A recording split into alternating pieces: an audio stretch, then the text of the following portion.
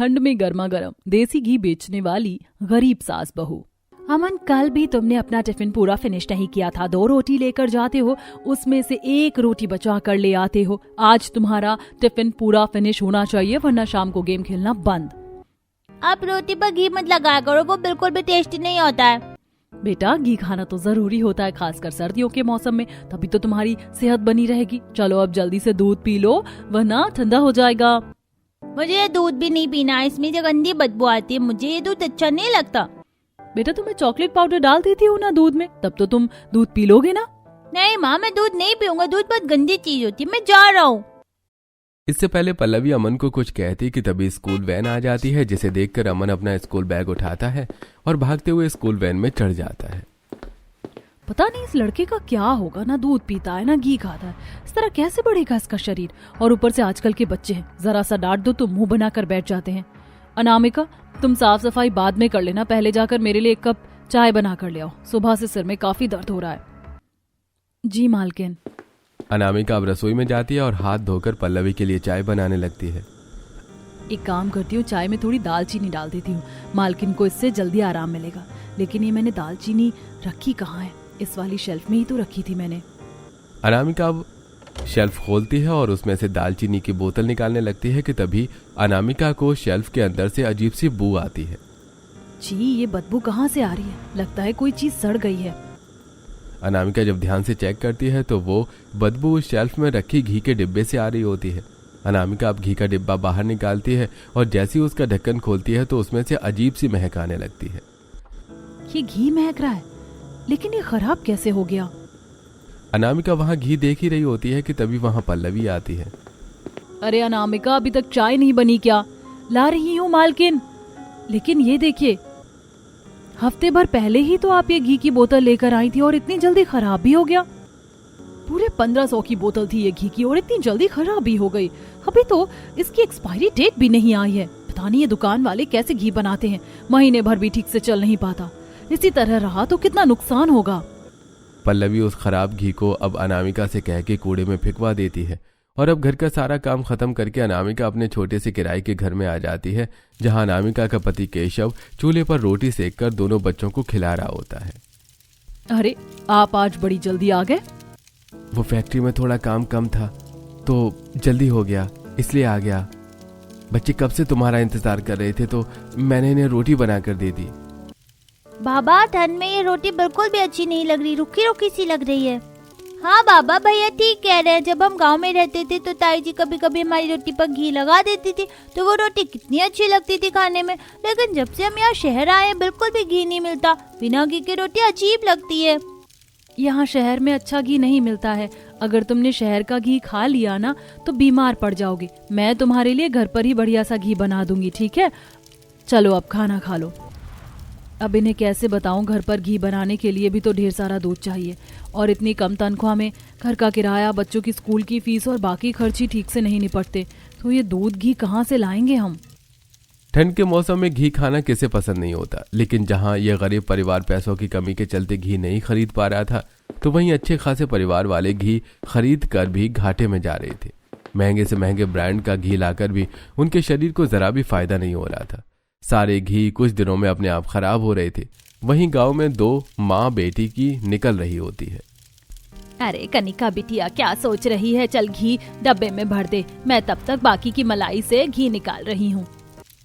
मेरा भी घी खाने का मन करता है। आप अपने हाथों से कितने समय से लोगों को घी निकाल कर खिला रही हो, लेकिन हमारी किस्मत देखो, हमें खुद को ही घी नसीब नहीं होता। ये सब तो बस हमारी किस्मत का खेल है बेटा।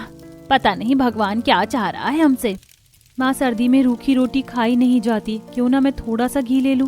अरे नहीं बेटा, रहने दे। तुझे पता तो है वो आंचल कैसी है, बूंद बूंद घी भी नाप कर लेकर जाती है। जरा सा भी घी कम निकलेगा ना उसे तो नाक में दम करके रख देगी। गांव भर में चोरी का इल्जाम लगा देगी वो हम पर। दरअसल आंचल सरस्वती की जेठानी मनोरमा की बहू होती है। सरस्वती के पति मनोज ने मरने से पहले अपने बड़े भाई से कुछ कर्जा लिया होता है। मौत के बाद उस कर्ज को चुकाने की जिम्मेदारी केशव पर आ जाती है। बार बार अपने ताऊ के पैसे मांगने की वजह से केशव को अपने गांव का घर उन्हें देना पड़ता है और अपने परिवार की जिंदगी को बेहतर करने के लिए केशव अपने पत्नी और बच्चों के साथ शहर आ जाता है। तो वहीं सरस्वती और कनिका गांव में ही एक छोटी सी झोपड़ी में रुकते हैं और अब बाकी का बचा हुआ कर्ज चुकाने के लिए वो घी निकाल निकाल कर आंचल को देते हैं। घी के सारे डब्बे तैयार है ना? कहीं घी में मिलावट करके तुम दोनों माँ बेटियों ने अपने लिए तो घी चोरी करके नहीं रख लिया? भाभी, आप क्यों बार बार हमें चोरी के ताने देती रहती हैं? आखिर आपको इससे मिलता क्या है? पिताजी के गुजर जाने के बाद हम सबकी जिंदगी कितनी बदल गई। रिश्तेदार होकर भी आप लोग हमारे साथ पराया से भी बुरा बर्ताव करते हैं। ज्यादा जुबान चलाने की कोई जरूरत नहीं है। ये झोपड़ी भी तुम्हें हमारी वजह से ही नसीब हुई है। अगर ज्यादा बोला ना तो इस ठंड में दोनों माँ बेटी को घर से बाहर निकाल दूंगी, समझी? आंचल के ऐसे बर्ताव से कनिका काफी ज्यादा परेशान हो चुकी थी और अब वो गांव में बने एक एसटीडी बूथ पर जाती है और शहर में अपने भाई केशव को कॉल करती है और उसे सारी बात बताती है। भैया, कुछ दिनों में इन लोगों का सारा कर्ज उतर जाएगा, फिर ये लोग हमें वो झोपड़ी से भी निकाल देंगे। मैं और माया बहुत परेशान हो गए हैं। क्या आप हमें लेने आ जाओगे? हमारा तो खुद शहर में हालत ठीक नहीं है। मैं कुछ करता हूँ कनिका, तुम परेशान मत हो। अपनी बहन से बात करने के बाद केशव सारी बात अनामिका को बताता है, जिसे सुनकर आपका काम ठीक नहीं चल रहा था, इसीलिए तो मैंने लोगों के घरों में काम करना शुरू कर दिया। ऊपर से माजी और कनिका भी गांव में काफी परेशान हो रहे हैं। सुनिए जी, आप उन्हें ले ही आइए शहर। जानती हूँ थोड़ी परेशानी और हो सकती है, लेकिन अगर वो हमारे पास रहेंगे तो कम से कम हमें सुकून तो होगा। अनामिका की बात सुनकर केशव कुछ दिनों में गांव जाता है, जहां से वो अपनी माँ और बहन को शहर ले आता है। कनिका सरस्वती गांव से शहर आने के समय अपने साथ साथ अपनी गाय ममता को भी अपने साथ ले जाती हैं और जब अनामिका अपनी सास और नंद के साथ अपनी गाय को देखती है तो अरे माँ जी, कनिका, आप ममता को भी अपने साथ ले आए, लेकिन हम इसे रखेंगे कहाँ? अरे ये गांव नहीं शहर है। जानती हूँ बहू, लेकिन अगर मैं इसे वहीं छोड़ देती तो वो लोग तो अपने स्वार्थ के लिए इसे भी बेच कर खा जाते। छोटी सी तो थी ममता जब मैं इसे लेकर आई थी, ऐसे कैसे उसे छोड़ देती? यहाँ का आंगन तो काफी बड़ा है, यहीं बांध देंगे हम इसे। ये है हमारी ममता आ गई, अब रोज हम ममता के साथ खेलेंगे, क्यों सेजल? हाँ भैया, वैसे भी यहाँ हमारा कोई दोस्त नहीं है। अब ममता आ गई है ना तो हमें किसी की जरूरत भी नहीं पड़ेगी। ममता के आ जाने की वजह से दोनों बच्चे काफी खुश थे। तो वहीं केशव बाहर आंगन में एक तिरपाल जैसा कुछ बांध देता है, जिसमें अब ममता आराम से रहती है। और अब ऐसे ही 1-2 दिन गुजर जाते हैं और आज सरस्वती जब ममता का दूध निकाल रही होती है तो अरे माँ, गांव में जब ममता दूध देती थी तो उसका घी बनाकर हम बेच देते थे, लेकिन यहाँ इतने सारे दूध का क्या करेंगे? दिन में अगर 3 वक्त भी चाय बनेगी तो भी काफी दूध बच जाएगा, और यहाँ तो हम दूध भी नहीं बेच सकते। तो बच्चे दूध पी लेंगे ना, हम सब दूध ही पी लेंगे। वैसे भी ठंड में दूध शरीर के लिए अच्छा होता है। चल जा तो दूसरा पतीला लेकर आ, ये तो भर गया है। दूध निकालने के बाद सरस्वती चूल्हे से अच्छे से दूध गर्म कर लेती है और आज जब सुबह नाश्ते में सभी को चाय के बजाय सरस्वती दूध देती है तो अरे वाह, देखो माँ, आज तो दादी ने नाश्ते में दूध दिया है। पता है दादी, हमें ये दूध बहुत अच्छा लगता है। जब गांव में हम इसे पीते थे तो हमें बिल्कुल भी थकान नहीं होती थी। मुझे तो दूध पीना बहुत अच्छा लगता है, मैं तो एक और गिलास दूध पीऊंगा। अरे ठंड में शरीर को कुछ तो ढंग की चीज मिल रही है। माँ, सही कि आपने ममता को लाकर। हम रोज ठंड में दूध पियेंगे, चिकन पनीर न सही लेकिन शरीर के लिए कुछ तो अच्छा मिला। इस वक्त दूध शरीर के लिए काफी अच्छी चीज है, और खासकर हम जैसे लोगों के लिए जो सिर्फ महीना भर दाल रोटी खाकर काम चलाते हैं। ऐसे अब 2-4 दिन गुजर जाते हैं। अनामिका भी रोज काम पर 1 से 2 गिलास दूध पीकर जाया करती थी, जिससे अब वो काम करने में पहले से भी ज्यादा फुर्तीली हो गई थी। हर रोज की तरह अनामिका अपनी मालकिन के घर पर सफाई कर रही होती है, तो वहीं पल्लवी का बेटा बाहर अच्छी धूप निकलने के बावजूद भी कंबल ओढ़कर सोफे पर बैठकर गेम खेल रहा होता है। ये देखकर अनामिका पल्लवी से, मालकिन एक बात कहूँ, अमन बाबा की उम्र के बच्चे इतने ज्यादा फुर्तीले होते हैं। बाहर इतनी अच्छी धूप निकली है, अमन बाबा को बाहर जाकर धूप में खेलना चाहिए, लेकिन ये हमेशा घर पर ही रहते हैं। इस तरह तो उनके शरीर में आलस आ जाएगा। तुम ही बताओ अनामिका, तुम्हारे सामने की बात है, कितना कहती हूँ इसे बाहर चला जा, लेकिन ये जाता ही नहीं। लगता है अमन बाबा के शरीर में बिल्कुल भी फुर्ती नहीं है। आप इन्हें दूध दिया कीजिए, बच्चों के लिए दूध काफी जरूरी होता है। तुम्हारे सामने ही तो रोज इसे दूध देती हूँ, लेकिन ये पीता कहाँ है? कभी जानबूझकर गिलास तोड़ देगा तो कभी दूध ले जाकर गमले में फेंक देगा। अब तुम ही बताओ मैं क्या करूँ? बार बार कहता है कि दूध से बदबू आती है। अरे अब मैं दूध में खुशबू कहाँ से लेकर आऊँ? इसकी वजह से इसके पापा से मैंने चॉकलेट पाउडर भी मंगवा कर रख लिया है, लेकिन फिर भी इसके नखरे खत्म नहीं होते। पल्लवी की बात सुनकर अनामिका को सूझता है और अगले दिन अनामिका काम पर जाने से पहले डोलची में ढेर सारा दूध भर लेती है। ये देखकर सरस्वती, बहू, ये दूध किसके लिए ले जा रही है? मेरी मालकिन का बेटा है ना, वो बिल्कुल भी दूध नहीं पीता, उसमें बिल्कुल भी फुर्ती नहीं है, उसी के लिए ले जा रही हूँ। गांव की गाय का ताज़ा दूध पिएगा तभी तो शरीर में ताकत आएगी। अनामिका वो दूध ले जाकर सीधा पल्लवी को देती है, जिसे देखकर पल्लवी, अनामिका, हमारे घर पर कौन से दूध की कमी है, तुम खामखा खर्च करके दूध लेकर आ गई। मालकिन, मैंने कोई खर्चा नहीं किया है, गांव से मेरी सास आई है ना, तो वो हमारी गाय को भी ले आई है, उसी का ताज़ा दूध है। मेरे कहने पर एक बार आप अमन बाबा को ये पिलाकर देखिए। अनामिका दूध गर्म करके पल्लवी को देती है और जब पल्लवी अमन को दूध पीने के लिए देती है तो, मैं ये दूध नहीं पीऊंगा, दूध अच्छा नहीं होता, उसमें से बदबू आती है। तूने ये दूध नहीं पिया ना तो तेरी बाहर की हर चीज बंद और तेरी 2 महीने की पॉकेट मनी भी बंद। पल्लवी की बात सुनकर अब अमन मुंह बनाकर दूध पीने लगता है, लेकिन जब वो गांव की गाय का ताज़ा दूध पीता है तो उसे वो काफी अच्छा लगता है। ये दूध ही है ना, ये तो बहुत ज्यादा टेस्टी लग रहा है, ऐसा यम्मी दूध हो तो मैं तो रोज पी लूंगा। अरे वाह, ये पहली बार है जो इसने किसी ढंग की खाने की चीज की तारीफ की है, वो भी दूध की। मालकिन, ये शहर का मिलावटी दूध नहीं है, गांव का ताज़ा दूध है। अनामिका, अगर ऐसा है तो तुम अब से हर रोज मेरे लिए डोलची भर के दूध ले आना, मैं तुम्हें सैलरी में बढ़ाकर दूध के पैसे दे दिया करूंगी। ठीक है मालकिन, अब मैं आपको रोज अपनी गाय का ताज़ा दूध ला कर दिया करूंगी। पल्लवी की बात सुनकर अनामिका काफी ज्यादा खुश होती है, तो वहीं अनामिका हर रोज अपनी मालकिन को डोलची भरकर ताज़ा दूध लेकर जाकर देती है, जिससे उसे काफी ज्यादा मुनाफा होता है। तो वहीं अब अनामिका के आस पड़ोस की कुछ औरतें रोज सरस्वती को गाय का ताज़ा दूध निकालते हुए देखती हैं, तो वो भी सरस्वती से दूध लेने के लिए आ जाती हैं। चलो ये सही है, अब दूध लेने के लिए दूर नहीं जाना पड़ेगा, बगल में ही ताज़ा दूध जो मिल रहा है। इनका दूध तो बिल्कुल ताज़ा ताज़ा और गाढ़ा है, वरना जिस दूध वाले से हम दूध लेते हैं ना, उसमें दूध कम पानी ज्यादा होता है। इसीलिए तो हम गांव के लोग हर चीज खुद ही घर पर करने की सोचते हैं। ये लो आप दोनों का 1-1 लीटर दूध। ऐसे ही अब दिन गुजरने लगते हैं और आस पड़ोस के काफी सारे लोग सरस्वती से दूध खरीदना शुरू करते हैं, जिससे सरस्वती की धीरे धीरे ठीक ठाक कमाई होने लगती है। तो वहीं कुछ दिनों से सरस्वती देख रही थी कि दूध पर काफी ज्यादा मलाई जम रही है, जिससे सभी घर वाले दूध के साथ या चाय में डालकर पी लेते हैं। ये देखकर सरस्वती, ये रोज रोज इतनी मलाई बच रही है, कल तो कुछ मलाई खट्टी हो गई थी और वो मुझे फेंकनी पड़ी।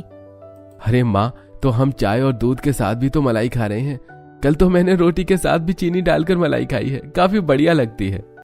अरे तो इससे अच्छा मैं इस मलाई का घी ना निकाल दूं, गांव में इतना घी निकाल कर बेचा है तो क्यों ना तुम लोगों के लिए बना दूं। हाँ भैया, आप तो जानते हो माँ कितना अच्छा घी बनाती हैं। अगले दिन सुबह सरस्वती उस बची हुई मलाई का घी निकालने लगती हैं। घी बनते बनते उसमें से जो बदबू आ रही होती है, उस बदबू से परेशान होकर दोनों बच्चे अपनी नाक बंद कर लेते हैं। दादी माँ, आप क्या बना रहे हो, कितनी गंदी बदबू आ रही है, मैं तो बाहर जा रहा हूँ। हाँ दादी माँ, बहुत गंदी बदबू आ रही है, मैं भी बाहर जा रही हूँ वरना मुझे उल्टी हो जाएगी। अरे काकी, क्या बना रही हो, पड़ोस तक बदबू आ रही है। अरे मेरे यहाँ तो खाना खाने के लिए बैठे थे, बदबू के मारे बीच में ही खाना छोड़कर उठ गए। अरे मैं तो आराम से सो रही थी, लेकिन इस बदबू ने मेरी आंखें खोल दी। इतना बढ़िया सपना देख रही थी, लेकिन सारी नींद खराब हो गई मेरी। आरती भाभी, माँ घी बना रही है और जब घी बनता है ना तो उसमें से ऐसी महक आती है। ऐसा भी क्या घी बना रही हो कि गली के कुत्ते भी नाक बंद करके जाएं? मैं तो चली यहाँ से 2 मिनट और रुक गई ना तो मेरी तो उल्टी हो जाएगी। अरे भाभी सुनो तो सही, कहाँ जा रही हो, बात तो सुन लो पहले मेरी पूरी। घी बनने की बदबू से परेशान तो सभी होते हैं, लेकिन जब घी बन जाता है और उसे सरस्वती आज जब अपने हाथों से खाना बनाती है तो सभी को खाना काफी पसंद आता है। अरे आज भी तो रोज की तरह सादी दाल और सब्जी है, लेकिन इसका स्वाद इतना अच्छा क्यों लग रहा है? क्यों माँ जी ने इसमें अपना बनाया हुआ देसी घी जो डाला है। क्यों माँ जी, सही कहा ना? हाँ बहू, मैंने खाने में भर भर कर देसी घी डाला और इतना बना लिया है ना कि अगले महीनों तक आराम से चलेगा। पता है भाभी भैया, जब हम गांव में थे तो ताई जी के घर में हम रोज कितना सारा घी बनाकर पहुंचाया करते थे, लेकिन एक बार भी उन लोगों से ये नहीं हुआ कि हमें थोड़ा भी घी खाने के लिए दे दें। जरा भी घी इधर उधर क्या होता, वो लोग तो हम पर चोरी का इल्जाम ही लगा देते। मैंने तो घी खाने की उम्मीद ही छोड़ बैठी थी। अब इन बातों को सोचने का कोई फायदा नहीं। आप लोग गांव में नहीं बल्कि यहाँ शहर में हैं और अब माँ जी की बदौलत हमें हर रोज ताज़ा घी खाने को मिलेगा। अरे बहू, मेरी बदौलत नहीं बल्कि हमारी गाय ममता की बदौलत। ये तो हमारी गाय ममता की आवाज है ना, उसे ठंड लग रही है। बेटा ठंड नहीं लग रही, उसे भूख लग रही होगी। लगता है उसे भी अब देसी घी खाना है। सरस्वती की बात सुनकर सभी लोग हंसने लगते हैं। तो वहीं सरस्वती के आने के बाद अब पूरा परिवार अपनी सेहत का काफी अच्छे से ध्यान रखते हैं। सुबह शाम सभी दूध पीते हैं, तो वहीं खाने में भी भर भर कर देसी घी खाते हैं, जिससे अब सबका शरीर काफी ज्यादा चुस्त हो चुका था। तो वहीं जब पल्लवी आज किचन में खाना बनाने के लिए जाती है तो देखती है कि 1 महीने पहले लाया हुआ देसी घी फिर से खराब हो चुका है। ये देखकर पल्लवी काफी ज्यादा परेशान हो जाती है। देखो ना अनामिका, फिर से इतना घी बर्बाद हो गया। अब मैं क्या करूं? अब तो मैंने बाहर से घी लाना भी बंद कर दिया। आखिर कब तक पैसों को बर्बाद करूं? पल्लवी को इतना परेशान देखकर अनामिका को भी बिल्कुल अच्छा नहीं लगता और अब अनामिका अगले दिन अपनी सास का बनाया हुआ देसी घी ले जाकर पल्लवी को देती है, जिसे देखकर अनामिका, इसकी क्या जरूरत थी? दूध का समझ में भी आता है, लेकिन ये तो घी है, बाकी घी की तरह ये भी जल्दी खराब हो जाएगा। मालकिन, आप इसकी फिक्र मत करिए, ये शुद्ध देसी घी है, ना कि कोई मिलावटी घी। ये तो साल भर भी खराब नहीं होगा, एक बार आप खाकर देखिए। पल्लवी आज अनामिका के कहने पर आज उसी देसी घी से खाना बनाती है। तो वहीं पल्लवी का पति विनोद काफी सालों से केटरिंग का काम कर रहा होता है, लेकिन कुछ समय से विनोद के बने हुए खाने में लोगों को रत्ती भर भी स्वाद नहीं आता। अरे तुमने कैसा खाना बनाया है? ऑर्डर देने के समय तो तुमने काफी तारीफ की थी अपने खाने की, रत्ती भर स्वाद नहीं है, सारे मेहमानों का मुंह बना हुआ है। अरे भाई, सब्जी तो छोड़ो, गाजर का हलवा भी लोगों ने ठीक से चखा तक नहीं है। सारे पैसे बर्बाद हो गए। हम तो आज के बाद तुम्हें ऑर्डर नहीं देंगे। लोगों की बातों से विनोद काफी ज्यादा परेशान हो जाता है और जब आज विनोद उदास होकर घर आता है तो कुछ दिनों से आप काफी परेशान लग रहे हैं, सब ठीक तो है ना? नहीं पल्लवी, पता नहीं क्या हो गया है। मेरे हाथ के खाने को जैसा सालों से बनाता आ रहा हूँ वैसे बनाकर आज भी लोगों को दे रहा हूँ, लेकिन फिर भी लोगों को स्वाद ही नहीं आता है। घी मसाले किसी में भी कोई कंजूसी नहीं करता मैं। अरे आजकल सामानों में भी काफी मिलावट हो रही है। आप ये सब छोड़िए, हाथ मुंह धो लीजिए, मैं खाना लगाती हूँ। पल्लवी अनामिका के लाए हुए घी से बनी हुई सब्जी और रोटी पर वहीं भर भर कर घी लगाकर जब विनोद को खाने के लिए देती है तो उसे वो भी घी का स्वाद काफी अच्छा लगता है। पल्लवी, ये कोई नया घी मंगवाया क्या तुमने? खाने में तो काफी बढ़िया और ताजा भी लग रहा है। ये घी तो अनामिका लेकर आई थी, उसकी सास गांव से आई हैं, तो वही घर पर अब घी बना रही हैं, वो भी अपनी गाय के ताजे दूध का। अब मैं समझा कि लोगों को खाने में स्वाद क्यों नहीं आ रहा है। अरे घी इतना मिलावटी होता है तो स्वाद कहां से आएगा? जब कल अनामिका आए तो मुझे बताना एक बार। अगले दिन अनामिका के आने पर विनोद उसे 8 से 10 किलो घी बनाने का ऑर्डर दे देता है। इतना बड़ा ऑर्डर सुनकर अनामिका काफी खुश होती है और अब घर आकर जब वो इस बारे में सरस्वती को बताती है तो लगता है बहू अब हमारे गरीबी के दिन जाने वाले हैं। मैंने तो कभी सोचा भी नहीं था कि शहर आके हमें इस तरह का काम मिल सकता है। वही तो माँ जी, और अगर एक बार मालिक के ग्राहकों को हमारे घी में बना हुआ खाना पसंद आ गया ना तो फिर तो उनकी चांदी ही चांदी है। और पता है माँ, जब मैं आज घी में बनी हुई वो गट्टे की सब्जी लेकर पड़ोसन के घर गई थी तो उन्हें भी हमारी सब्जी काफी पसंद आई और उन्होंने भी हमसे घी मांगा है।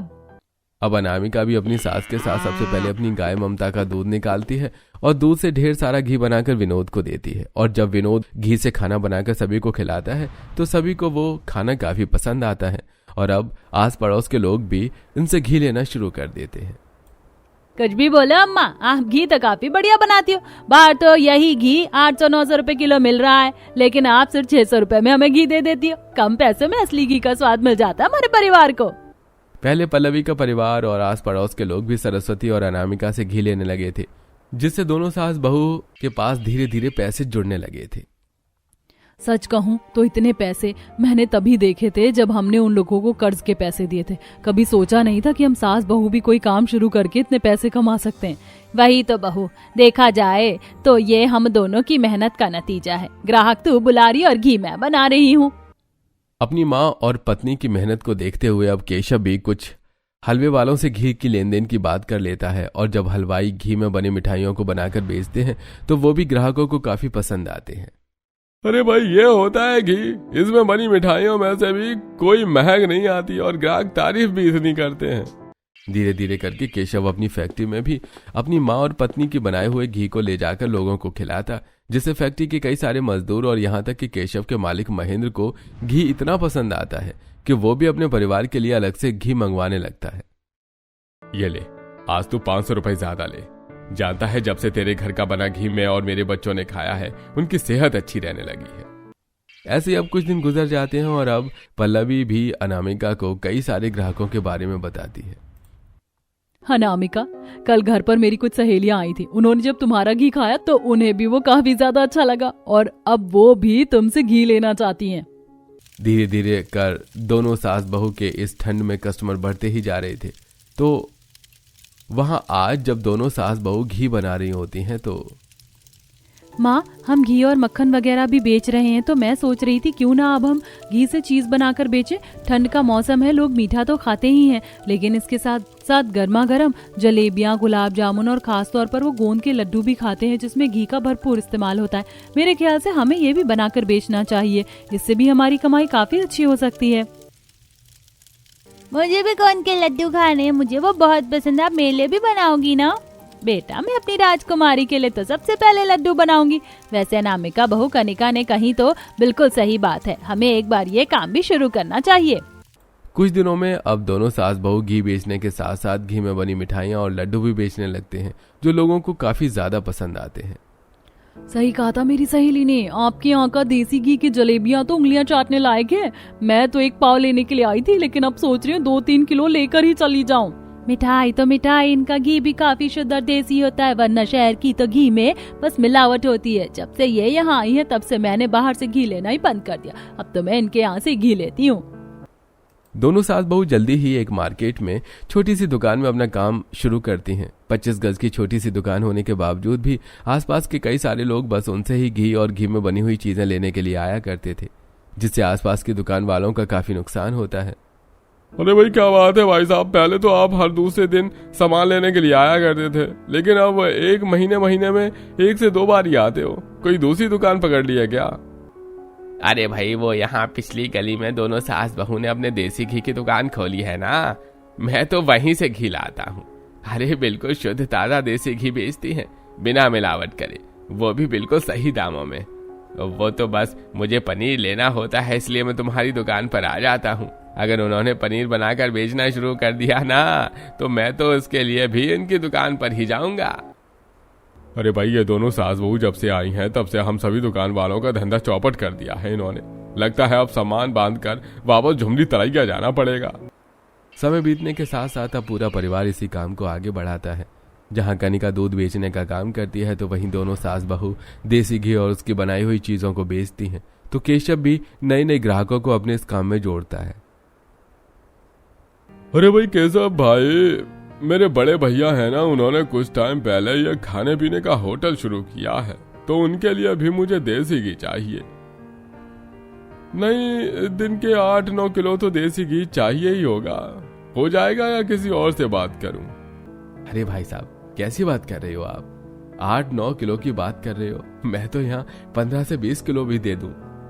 काम बढ़ने की वजह से अब सरस्वती 2 से 3 गाय भी ले लेती है, जिससे उसे काफी ज्यादा मात्रा में दूध मिलता है। तो वहीं और समय बीतने के साथ साथ अब वो पूरा परिवार और छोटे से किराए के घर को छोड़कर एक बड़े से आलीशान घर में जाता है, जहां उनकी सहूलियत का हर सामान मौजूद होता है।